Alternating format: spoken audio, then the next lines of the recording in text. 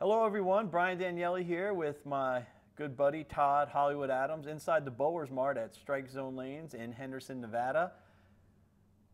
Today, we talk about possible layouts, starting with the Brunswick Defender Hybrid. Todd, you tell me that one of the most important aspects when preparing a bowling ball is the layout, because that is what gets the ball through the pins, and you tell me that cover stock is what gets the ball to the pins. Today we're going to cover 3 possible layouts for the Defender Hybrid.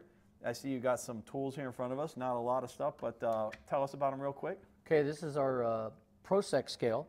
What it does is it helps us in fractions navigate spans and degrees on this side. This helps us with our dual angles that we're going to use for today. And I know what that yellow item is. That's a wax pencil. And can you tell us about the 3 markings on the bowling ball that are going to come into play here when you're marking it up? So here we got, this is the pin. It indicates the top of the weight block. That's important to know where we place it in relationship to our positive axis point. Then we have our center of gravity. The center of gravity, the ball is constructed with a heavy spot. That's what denotes the heavy spot, is this little crown here. Nice little dot. It gives us that static weight movement that we would need. And then, of course, because it's an asymmetric core, the mass bias is marked for us to help us navigate our dimensions. Sounds good. Let's get to it. Let's mark this bad boy up. All right. So I'm going to imagine this first layout is going to be something that you would use on the lanes. That is correct. So I'm going to use a 45 by 4 by 45 measurement. I like to use this kind of right out of the box for my ball speed and my positive axis point. It helps us kind of get a ball that read the lane, and it really kind of gives my eye that common look that I'm looking for. I could draw almost every ball just like this. Now, that's something you mentioned to me when I bought my first big boy bowling ball, was knowing my positive axis point. And you came out and you watched me throw, you determined my positive axis point. Is that something that every bowler should do when they're making a large purchase like this? Absolutely. It is vitally important for the pro shop guy to go out to the lanes and watch you throw a few shots. Get your positive axis point. And, you know, it helps with the purchase of a bowling ball. If the pro shop guy doesn't do that, then, you know, you might lack a little confidence in that individual. And a quarter.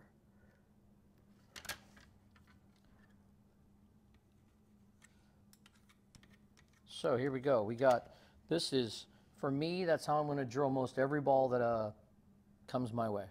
So it's 45 by 4 by 45. And this ball is going to get what kind of action for you? So this is like I said, it's a very readable motion for me. It's not super skid flippy. It's not super early. A lot of the cover stocks, that's why the cover stock's the most important thing, is because if it's a little shiny or a lot shiny, that's how we're going to help drill these balls a little differently for each individual. Now, mind you, this is for me. This is my positive axis point. As a matter of fact, this area right there is my positive axis point.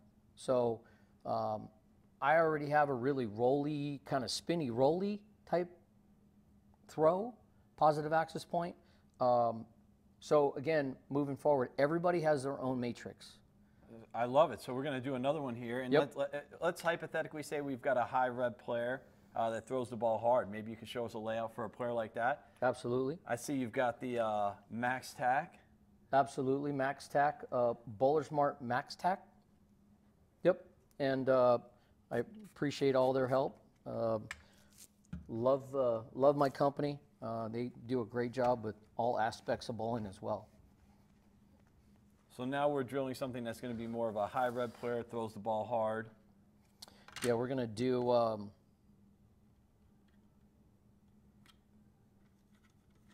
So we're going to do, wow.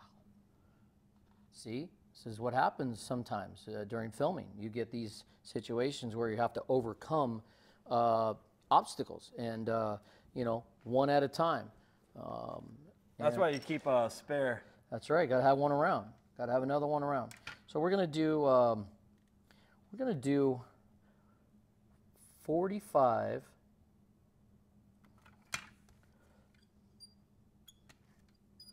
by,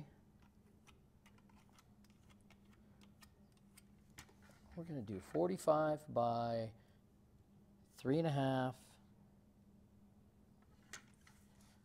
by 75. So this is going to be more for the high rev bowler, throws the ball hard. Of course, we're kind of going blind on the positive access point, making some assumptions here, but this would be good for the type of bowler I just mentioned. That is correct. We're going to, this is going to help.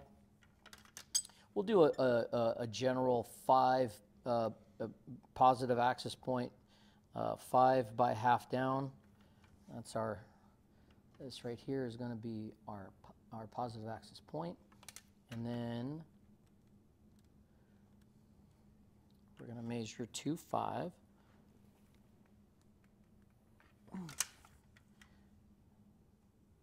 And what this does, this layout is rolly and continuous. The higher ball speed wants to push the ball down the lane, so we have to control how far that ball is skidding, okay?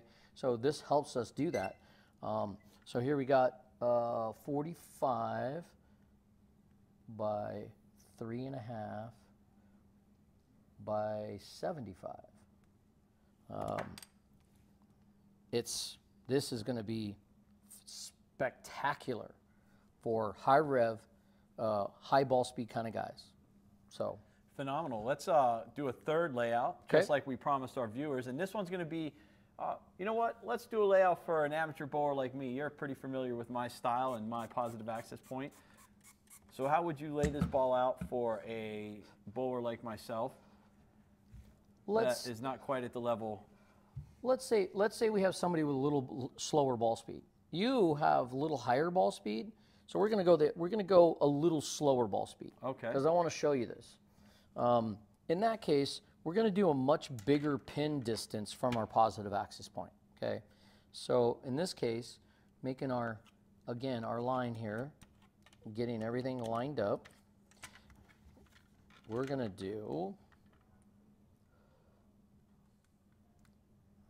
We're going to do 65 by,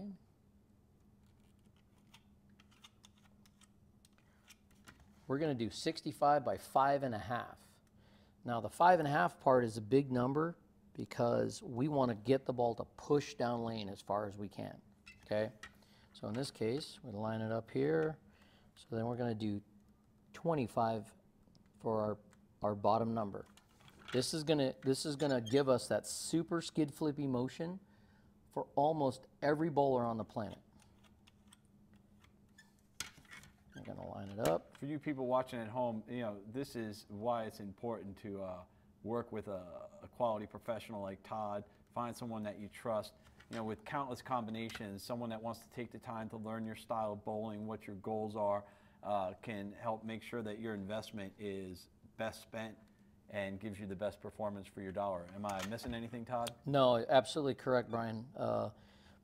It's really important to get those numbers and get these bowling balls correct for all the bowlers out there. So this is again here, folks. This is going to be 65 by 5.5 by 25. Is what this dual angle numbers are. So this is super skid flippy. This is going to get a lot of motion down lane and sideways through the pins. Todd, I love it. Thank you so much for walking us through this. As always, you can find Todd at Bowlers Mart in Henderson. And if you're going to purchase a bowling ball, be sure to check out your local Bowlers Mart. If one's not near you, go to bowlersmart.com.